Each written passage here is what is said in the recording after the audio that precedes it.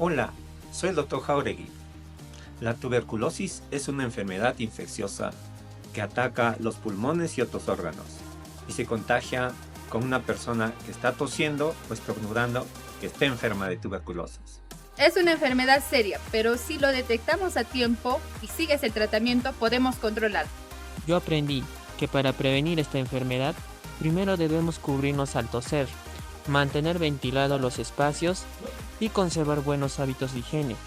Si tenemos tos persistente, fiebre o te sientes muy cansado, acude a un establecimiento de salud más cercano.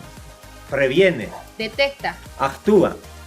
Si toses, puede ser tuberculosis. Acude al establecimiento de salud más cercano y hazte la prueba. La tuberculosis tiene cura si la detectas a tiempo.